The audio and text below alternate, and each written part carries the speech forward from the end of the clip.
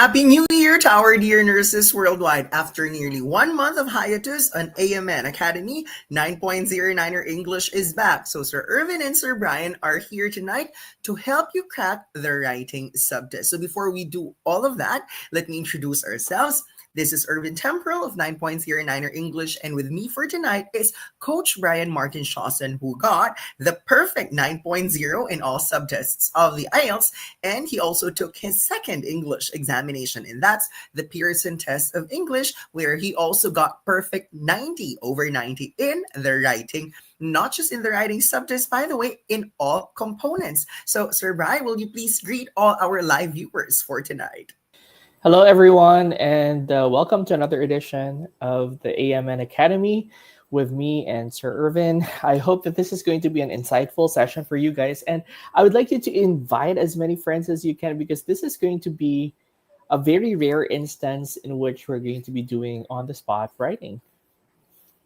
That's correct. And guys, what we're going to talk about for tonight primarily is for the IELTS, but the techniques that we are going to talk about are applicable basically for all English examinations available in the market. Well, the format might be different from one examination to another, but it all boils down to the skill of writing. So if you know anyone planning to go overseas and wants to apply for a visa, therefore, this person needs to pass an English examination, and writing is always one of the skills required in taking English tests. So let's begin our Facebook Live session by asking, will you please indicate your location? Where are you watching us from? Where are you watching us from? And depending on how responsive and participative the live viewers are for tonight, who knows, we might be giving you a prize.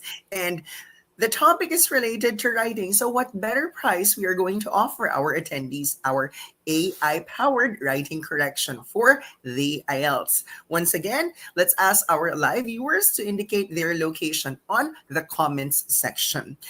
We understand that there is a slight delay between StreamYard and Facebook Live. So some of our live viewers might not be able to hear the question right away. So we'll give them enough time to indicate their location. So for those of you who are still undecided, we just want to let you know that if you have plans of going to the United States of America, AMN Healthcare International is going to make that happen for you.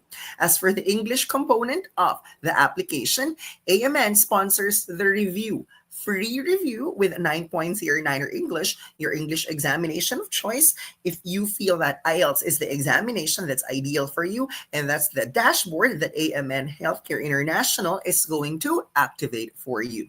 But did you know that there are actually two reasons why you have to pass an English examination before you can work as a nurse in the United States? Sir Brian, would you know the first reason why they need to pass an English examination? Yes, certainly. You need to take your English examination to register for your boards of profession, particularly with the nursing boards. If you want to work abroad, and particularly in the USA, there are certain boards of nursing that will be requiring you to take an English examination before you can get registered or get licensed. That's correct. So, guys, there are two reasons why you need to pass an English examination for you to work in the United States of America. And what are these? Number one is visa screen, and number two, license endorsement. So let's talk about visa screen before we go to license endorsement.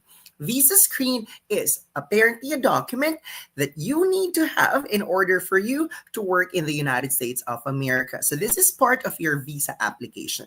Visa screen is actually nationwide, which means to say you can work in any part of the United States of America once you are visa screen certified. So for CGFNS, there are 6 English examinations that you can use to secure your visa screen. And what are they?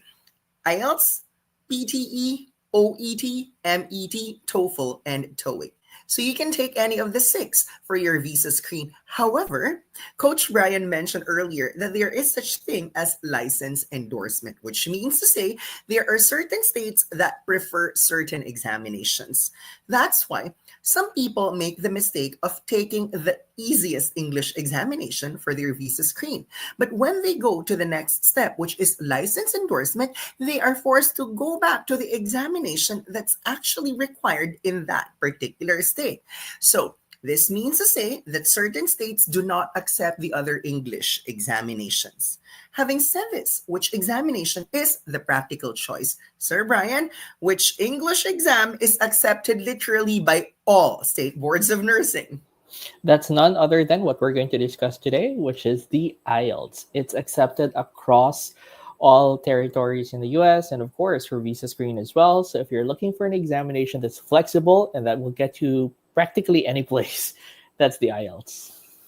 So, guys, two reasons for taking and passing your English examination. Number one, for your visa screen, and number two, for your license endorsement. And only IELTS is accepted by all state boards of nursing. So, let's begin with a comparison of the writing subtest of various English examinations before we ask the man, Sir Brian, to write an essay on the spot. If you're joining us for the first time, wow, how can he possibly do that on the spot writing? However, if you've joined us since 2020, watched some of our YouTube videos and our previous Facebook Live sessions, Sir Brian does this regularly on the spot writing. It's just that here on AMN Academy, it's been quite a while since we had the on the spot writing with Coach Brian. So if you guys who are watching us tonight have any questions related to the writing subtest, all you have to do is to use the comment section, because remember, if we have responsive or participative attendees for tonight, we might be giving a prize towards the end of our Facebook Live session.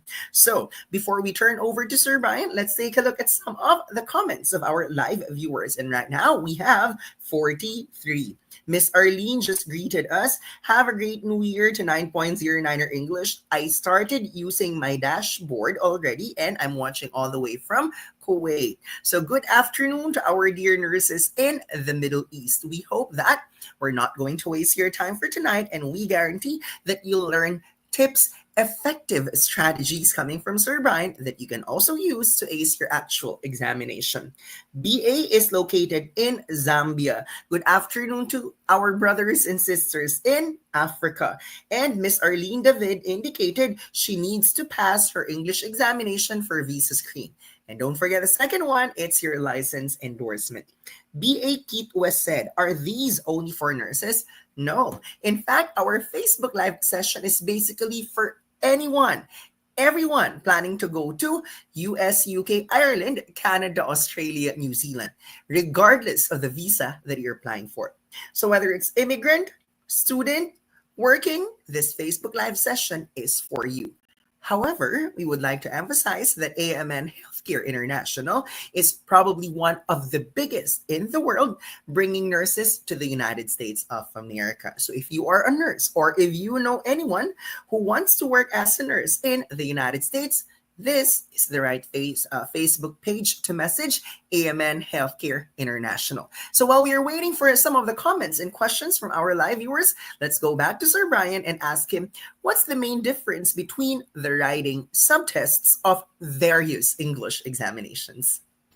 Probably the simplest answer there is the format of the examination. Like if you're taking the IELTS, it's usually an essay writing test for the second part of the examination. So IELTS is composed of two types of exams, writing task 1 and writing task 2. And because we are doing this at AMN Academy, I'm going to be talking about the academic component of the examination. When you're taking this examination, you're going to write a statistical or process report.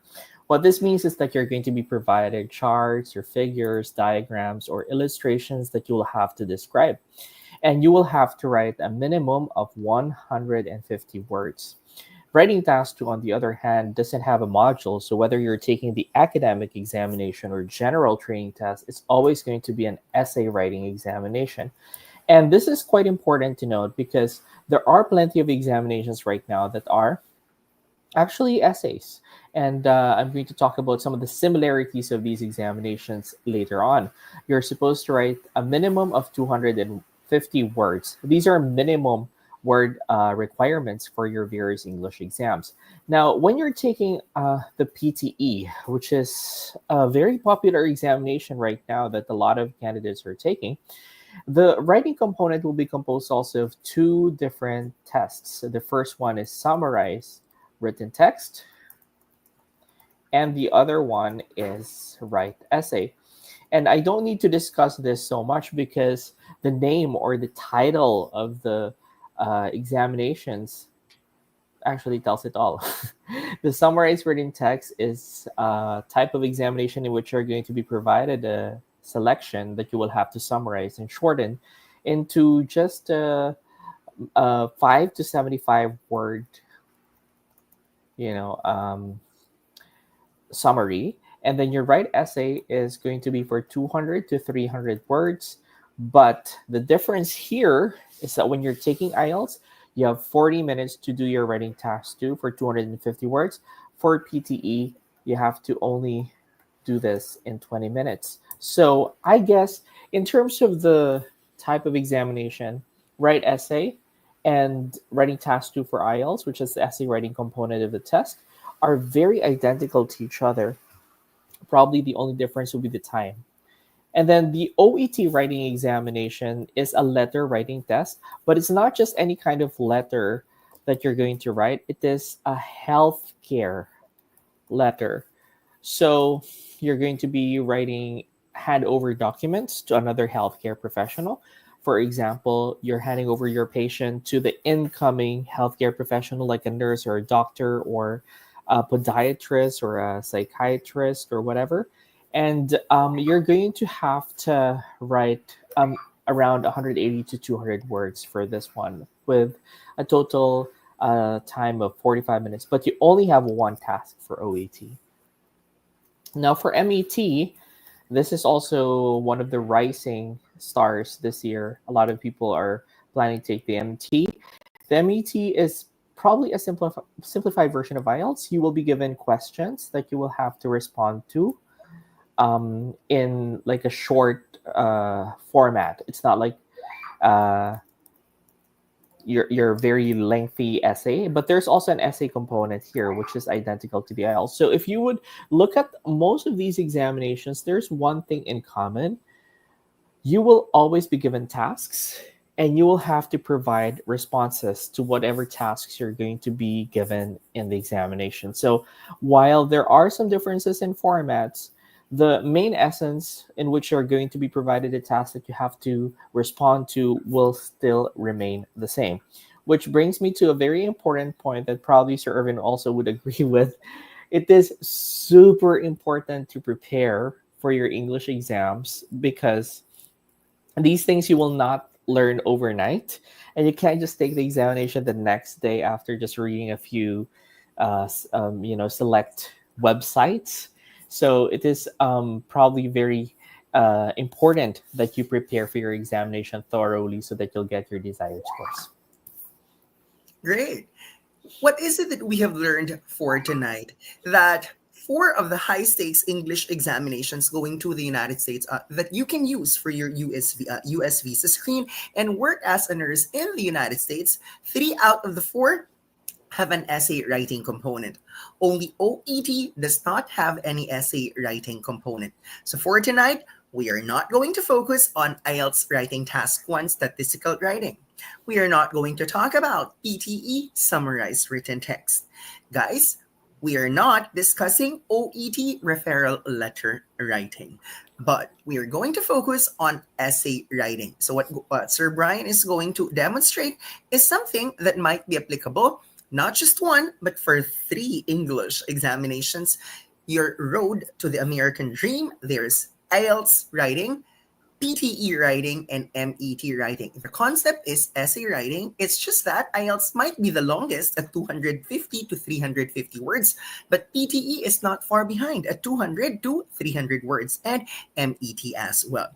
So, Sir Brian, what do you think is the best strategy before our candidates write an essay? Well, Mhm. at the end of the day, when they are given a question in the actual examination, it's not as if they are going to write the first sentence right away.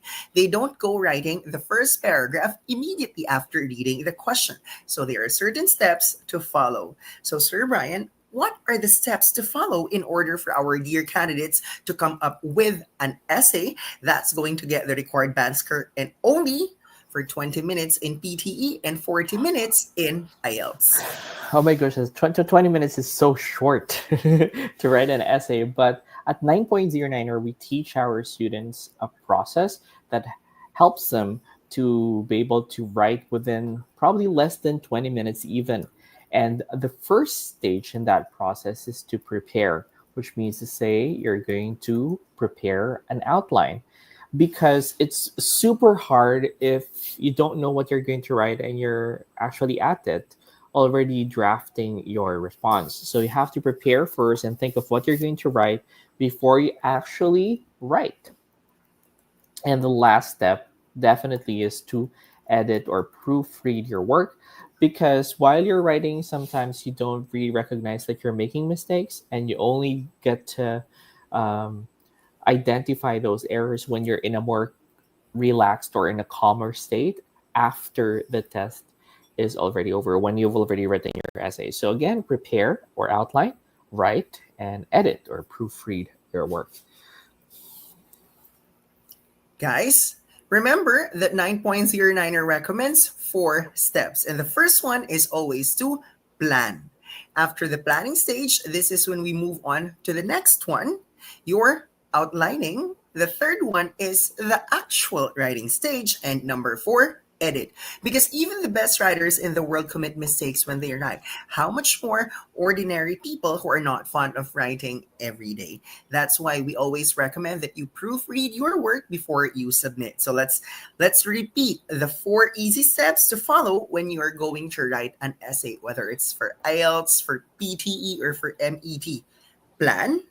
Number two, outline. Number three, write. And number four, edit or proofread. So, Sir Bry, let's talk more about this simple process. So, what are the other things that you'd like to share to our dear reviewees and live viewers in order for them to ensure that the writing task is finished within the given time limit?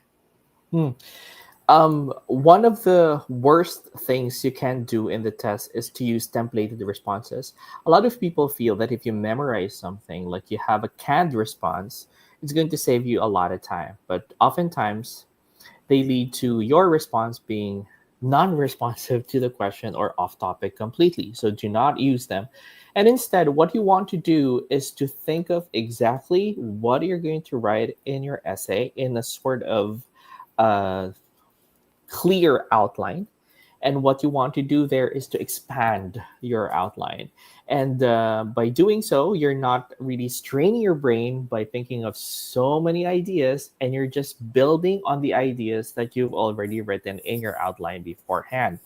And by that, I mean to say you can provide reasons or supporting arguments. You can also write some examples if you want to. And of course, never forget that you can explain further by asking yourself, so what? So, what is the effect of this, or what is the outcome of this, to link back to the question? That's something that we're going to be discussing later in more thorough detail, so that your one argument will become a lengthy paragraph without straining your brain too much. Also, one of the things that I've learned over time is that there are things that you really have to let go. Sometimes there's an idea that's so grand and you really want to write it, but you can't get a hold of it, or you can't grasp it completely. So it becomes more difficult for you to write about it since it's so abstract or conceptual. Sometimes the best arguments aren't really the best for IELTS or for an English exam, because you have a time limit. So whatever it is that you've thought of for the first few seconds that you've seen the question, these are possibly the best arguments that you'd want to elaborate in your response, instead of thinking of a grander, more impressive response, because it takes a lot of time thinking of those things, and at the same time they're harder to explain.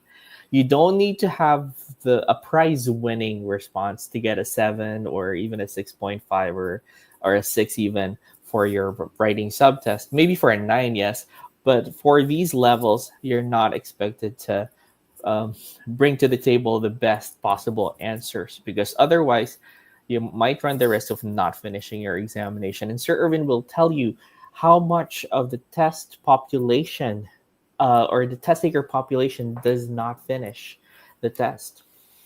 That is correct. So in 2017, I attended an international conference in Shanghai, China, and it was a gathering of review centers, English examination providers worldwide. I was the only one sent coming from the Philippines, and there I met Dr. Victoria Clark. And when I talked to her, that's when I learned that 20% of the candidates cannot finish the writing tasks on time. So imagine if there are just 10 of you inside the room, 8 are going to finish the tasks, but 2 are definitely going to submit an incomplete output. Imagine if there are 100 candidates, only 80 will be able to finish everything just before the time limit, but the other 20 are likely to submit incomplete outputs. That's why it's important that you prepare before you register for the actual examination. So speaking of prepare, why is it that AMN Healthcare International sponsors the English review of their dear applicants? That's because you are being sent over to us. We are going to help you prepare for the English examination of your choice. And what's so special, 9.09er is known for two things. Number one, daily one-on-one coaching in writing and speaking, and that's available from Monday to Sunday, 7 days a week, nearly 365 days in a year. And we are using the term nearly because during holidays, we do not offer one-on-one coaching. Aside from the daily one-on-one coaching, we are also known for our unlimited for life review packages. Well, this is not something that we keep on promoting because at the end of the day, we don't want you to review forever. We want you to go abroad sooner. But there's this security blanket that once you avail the package at 9.09er, if it's not the AI powered mock examinations, then perhaps your dashboard has lifetime access. If you've enrolled a few years ago and would like to have your dashboard reactivated, just send us a copy of your digital ID so that we can reactivate it to you for free. Now, let's ask our live viewers, which topic would you like Sir Brian to write about? We don't want you to think that we're going to give the topic because you might feel it's unfair, because we might have rehearsed beforehand. No, we're giving you the power to identify the topic that you want us to write about. But while you're thinking, perhaps allow me to share with you the top 5 most common topics in writing. And number 1, education. In most examinations, there's always mention of school, university, teachers, library. Number 2, technology. In most English tests, gadgets, AI, computers, technological advancements are usually part of the question. Number 3, people and society. So anything that has something to do with individuals, people, race, culture, all of these are common actually under number 3, the general topic of people and society. And then number 4, we have environment. And lastly, government and politics. So let's ask our live viewers. We're giving you the chance to decide which topic Sir Brian is going to write about. Now, while you're thinking, let me share that there are 3 common questions in most English exams. Number 1, agree or disagree. Number 2, discuss both views. Number 3, open-ended type. So for agree or disagree, you're given a statement. Say, for instance, going abroad is better than staying home. Agree or disagree. Pick a side. If you answered agree, you have to defend it all throughout until the end. If you picked disagree, then focus on your side. Now, this is different from discuss both views because for discuss both views, you're given 2 sides of the story. Say, for instance, public school and private school. You discuss both of them, and after that, that's when you give your opinion. Lastly, we can consider it to be an open-ended type if it does not have agree or disagree, if it does not have discuss both views as part of the question. Now, let's see if we have people who responded because we asked which particular topic would you like Sir Brian to write about. Apparently, there's no one. So perhaps Sir Brian can decide which topic to write about. Okay, so nobody wants to give any suggestion. Um, Maybe AI, Sir Brian, because AI is all over the place, and 9.09er takes pride that we incorporate AI as part of our review program. We have AI for PTE, for IELTS, and for OET. So if you're that technologically savvy person who would like to incorporate AI as part of your preparation, then 9.09er is the center for you. So, Sir Brian, what about any topic related to AI, perhaps? sure, sir, no problem. All right. So let me just think of a question. Do we have a response here? Yes, AI, the dangers of AI. I think that's also the Mhm. same topic they're suggesting. Okay, so let's go and write the essay question for this one. Okay, so let me just type the question. Um, Let me create an agree or disagree question. Artificial intelligence, or AI, is likely to replace. Oops, sorry about that. Replace humans in most types of work in the future. Do you agree or disagree? Give your opinion. All right. So this is the question. Let me just make it a little smaller. Artificial intelligence is likely to replace humans in most types of work in the future. Do you agree or disagree? Give your opinion. And I just want to know what your argument is for this one. Like you can post maybe whether you agree or disagree with the statement, and we'll go from there. Let's take a look at some of the comments. Again, we are encouraging you to voice out your opinion, and then your ideas will definitely help Sir Brian in coming up with an output. Well, of course, Sir Brian has a lot of opinions, he has a lot of ideas, but we want to make this interactive. So we need to hear from you before Sir Brian is going to start writing an essay. Here's a question from Miss Arlene, though. Is there Mhm. a specific structure to follow in writing, like the different types of questions, like advantages and disadvantages? What we want you to know is that there is no such thing as one correct way. At the end of the day, this is an English examination, so English matters more than the structure. However, 9.09er has recommendations to help you come up with an organized essay that you can finish on time. But do not think for a second that this is the only acceptable format in the actual examination. If your English is clean, if your English is correct, even if your format is not exactly the same as what we are teaching in class, you are still going to make it in the examination. So, English over structure in that order. Margot Concepcion, dangers of AI. And Mhm. then Carol, advantages and disadvantages of Mhm. AI. Perhaps those are topics related to AI, but not more of the opinions if AI is going to replace the jobs of human beings in the future. Now, let's hear from Sir Brian. Mm. I can see here that Margot wants to write about why this is an agreeable statement. Wow.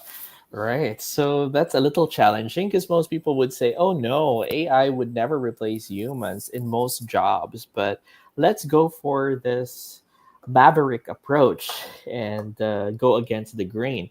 And that's a little bit challenging. Okay, so I could probably think of a few reasons why I feel I agree with this. And this is what we're doing right now. We're brainstorming or we're planning what we're going to write or we're going to be outlining as well. And I think one of the reasons that a lot of people are saying that AI will replace humans in the future is that they're more efficient and Of course, that means that they're more cost effective. That's number one. Um, like AI can definitely work more or much faster and more accurately compared to humans, making them attractive options for companies that are trying to minimize their operational expenses. Um, and of course, this poses a risk, okay, uh, of replacing humans ultimately in the future. Another one would be that a lot of the jobs right now are repetitive, and AI is really very good at performing routine tasks. Okay, so this is going to uh, improve the overall productivity of companies and minimize as well the need for human labor in almost all areas. Okay, now some people might say that AI is not creative, but um, AI is learning. All right. So it employs machine learning to improve constantly and at a rapid pace its ability to mimic human activities and tasks and perform complex tasks. So it is predicted that in the future they will be replacing um, humans in many of the occupations across the globe. So these are just some of the arguments that I have. So that took me right about a few minutes to plan. Now I want you to take note of the time because from here on I will start writing. It's 9:31. So let's start writing now. So this is your question. Artificial intelligence, blah blah blah. I'm just going to paraphrase this for my intro. So I would write something like there are those who support the belief that artificial intelligence will soon take the place of humans in many fields of occupation. While many individuals or many groups oppose this view strongly, I am I believe that, or I am of the opinion that I am of the opinion that okay, this is most likely this is a trend that is inevitable and is most likely going to happen a few years from now. So that's my intro, and that also serves as my position or my stand. Took me 1 minute to write that. And what we're going to do now is to take some of these and put them in the body. Okay, so let's start with the efficiency. Okay, one of the reasons that I um, am inclined to believe that this is true is uh,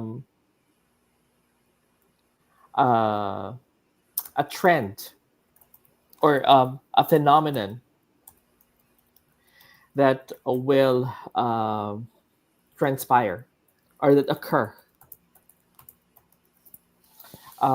very soon is that AI tends to be more efficient and cost effective compared to humans when performing certain tasks.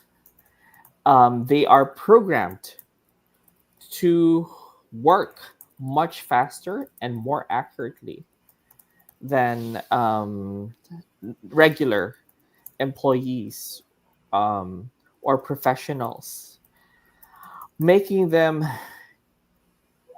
very attractive or making them attractive to companies, especially those. that are trying to minimize and minimize their costs, and optimize their operations. Hence, with this premise, AI poses a tangible risk, right? Among tangible risk among uh, human workers as uh, or a serious risk, maybe a serious risk among human workers, as in just a matter of years they might it might sorry it might completely dominate industries, the majority of industries worldwide. All right, now let's proceed to the next paragraph. As you could see, we have just worked on this for 4 minutes so far. Now let's move on to this one. Okay, let's write furthermore. Okay, AI is very effective in completing repetitive tasks. This, therefore, this can, which can improve the overall productivity of companies and minimize the need for human labor in almost all areas. Since AI does not is relatively easier to manage compared to humans who require benefits, uh, leave credits, okay, government mandated contributions, human resources, services, and others. Companies will likely gravitate towards this technology to allow them to increase their profits without having to deal with a large community or a large pool of workers. And if you want to end here, you can. But if you want to still proceed with this last one, you can as well, because we have a lot of time, right? So let's finalize our essay. Okay. Finally, although there are people who assert that AI is incapable of uh, performing more complex tasks such as creative imagination, I do not hold the same view, since AI is capable of machine learning to constantly and rapidly uh, mimic human activities. It is not impossible for it to be able to carry out such um, uh, such or tasks that require creativity, empathy, emotions, and collaboration, which are innate to humans in the first place. In summary, while it is a grim picture to paint, I am it is clear that AI uh, poses significant risks to the human workforce, the human workforce in less than a decade. Artificial this technological advancement will be completely unstoppable and will uh, take the place of humans entirely. Okay, in less than a decade, or maybe, mm, although many will try to prevent this from happening, I believe that this technological advancement will be completely unstoppable and will ultimately take the place of humans in the years to come. There you go. It's 9:40. So we did this entire thing for 9 minutes. Now we do a final word count.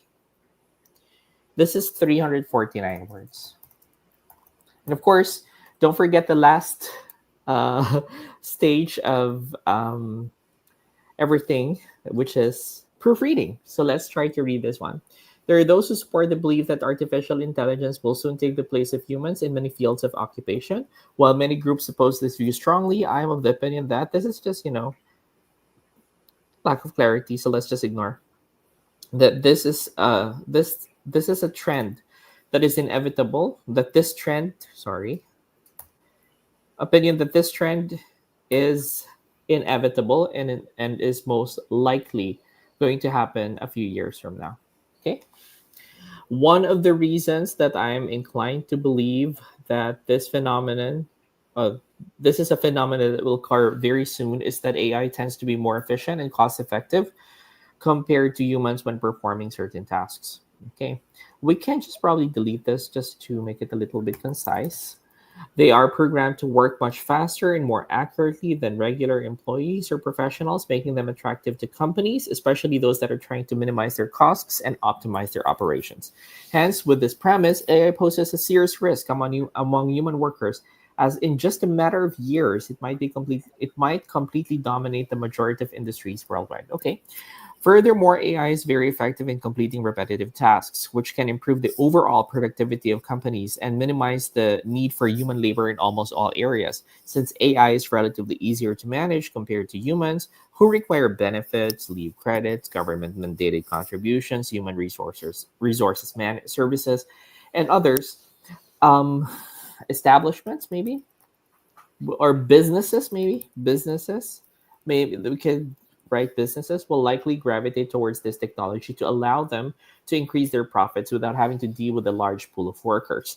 Finally, although there are people who assert that AI is incapable of performing more complex tasks such as creative imagination, I do not hold the same view. Since AI is capable of machine learning to constantly and rapidly mimic human activities, it is not impossible for it to be able to carry out tasks that require creativity, empathy, emotions, and collaboration, which are innate to humans in the first place.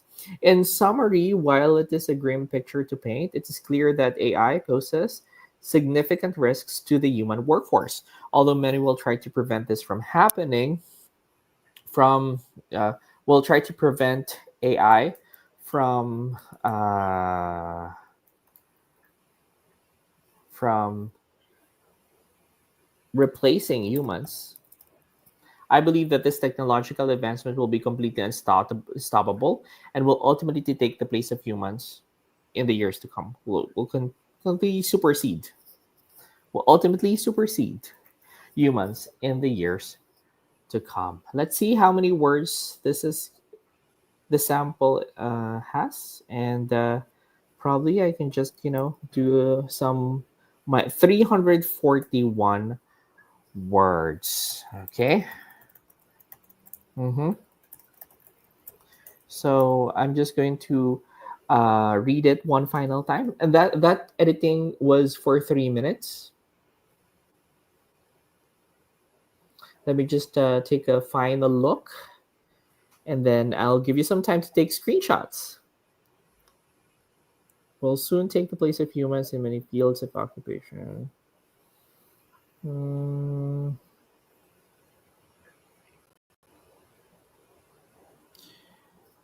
okay. Let me just change this. Will the group oppose this view strongly? I would just probably say, um, while this view faces significant opposition. Okay, I'm of the opinion that this trend is inevitable.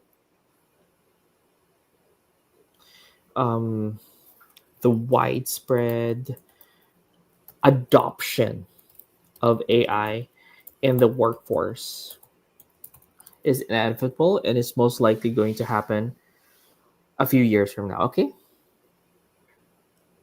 one of the reasons that I am inclined to believe that this is mhm, that occur very soon is that AI tends to be more efficient and cost effective compared to US. Right. Okay, attractive to companies. Yeah. All right. I think this is already good enough. Right. So let's take a photo. Opposition. Sorry about that spelling. There you go. I spent 4 minutes for editing. So let's just sum everything. So say for example, I spent 3 minutes planning. I spent 9 for the writing phase and then 4 minutes for editing. So, or even 5 for editing. So that's 8 minutes plus 9 minutes. So that's a total of 17 minutes. And I still have 23 minutes. I can, just edit this, tweak this, make this a 9 sample. And yeah, or even probably rest or sleep because it's finished, it's done. So it's not impossible. I don't understand why people always say, oh, it's an impossible task. How can I finish this in 20 minutes or 40 minutes even? It's possible. It's doable if you follow the correct um, procedure. Okay. Ladies and gentlemen, that's Brian Martin Shawson for the on the spot writing. So, guys, let's take a look at the four criteria that examiners or evaluators use in assessing the output of the candidate. So, number one, there is task response. This pertains to how well you responded or you answered the question. And if you've noticed, Sir Brian maintained a formal tone from beginning to end. He used arguments, supported them with reasons. And when he wrote examples, he did not write something like, when I used the gadget, I relied on the AI, blah, blah, blah. Because for most examiners, if you're going to write a global example, that's going to score better as compared to writing a personal experience. Now, do not get me wrong. I'm not saying that personal experience is totally wrong. It's just that IELTS examiners give higher grades if you come up with examples that are applicable globally instead of personal level. And then number two, coherence and cohesion. This pertains to the paragraphing and the smooth transition from one sentence to another and from one paragraph to another. Some people write just one super long paragraph, and that's their idea of essay. It's like freestyle writing. But IELTS or PTE or MET or OET, none of these English examinations are like that. That's why paragraphing is a must in writing. The reason why we call it a paragraph is because it's a group of sentences. So kindly avoid writing one sentence paragraphs. Guys, normally we would recommend 4 or 5 paragraphs for your writing task. Definitely one paragraph for the introduction, another paragraph for the conclusion, and for the body paragraphs, usually you write 2 or 3. That's why if you remembered earlier, Sir Brian said, actually, we can end it here. But if you want to continue, we can write the third body paragraph. Also, the definition of a paragraph in the beginning and in the introduction and in the conclusion, we would usually recommend that you write 2 to 3 sentences. If you feel that there's need for you to write more, probably the fourth sentence, but that's the max. But in the body paragraphs, this is when usually we would recommend that you're going to write 4 or 5 sentences per paragraph. And do not forget to include the transition words like to begin or in addition, furthermore, moreover, however, nevertheless, on the other hand, in conclusion, to summarize, these are very important discourse markers that you must include as part of your essay. And then there's number 3, vocabulary. Are your words correct? Number two, do you avoid repetition of words? And number three, uh, do you also vary your sentence structures in such a way that you write creatively and not predictable? The problem with templates are generally applicable in almost all situations, but at the end of the day, the English over there is really relatively predictable, and the answers or the arguments are not appropriate to the question. This is why what we need you to do is just to remember the rule of vocabulary. You have to show the examiner that it's not how many big words that you use. You're not even required to use idiomatic expressions or figures of speech. At the end of the day, are your words correct? Are your words varied? And are your sentence structures varied? And moving on to the last criterion, there is grammatical range and accuracy. Do your subject and verb agree with each other? Are you able to maintain a consistent tense from the beginning to the end? And how good are you when it comes to prepositions? Instead of forcing yourselves to learn big words or complicated language, why don't you go back to the basics and master when to use prepositions like in, at, on, by, with, to, for, from, and so on. Ladies and gentlemen, the reason why I discuss the criteria is because this is the perfect example of a writing task that bears in mind the four criteria that examiners use when evaluating your output. You cannot come up with a good output if, in the first place, you do not know the criteria that examiners use to assess or evaluate your performance. So, ladies and gentlemen, this is 9.0 in writing. And we're not saying this because it's our Facebook Live session with AMN, but this is evidenced by the grades that Sir Brian got when he took his 3 English examinations: IELTS on paper, IELTS on computer, and PTE. And in all of those components, he got the perfect grade of 9.0 in IELTS and perfect 90 over 90 in PTE. Let's just take a look at some of the comments here. Then perhaps we can call it a night because it's almost 1 hour already. Okay, Chan said less subjective to opinions. Fuamba is watching us all the way from Kenya. Good afternoon to our live viewers from Africa. And then Miss Arlene said, impressive, Sir Brian. Oh, Sir Philip is wide awake because it's 10 p.m. As a nocturnal human being, Sir Philip is more active at night. Hopefully, Sir Philip can also join us in our future AMN Academy live classes. And for those of you who do not know Sir Philip is our CELTA certified instructor who has taken 6 English examinations and has gotten the perfect grade in all of his English examination attempts. And very important to remember, Sir Philip said no to templates. By using templates, you're actually digging your own grave. And then Margot here wrote, when is it okay to use a personal opinion in writing if it is not indicated or asked in the question? Or is it never okay to do that?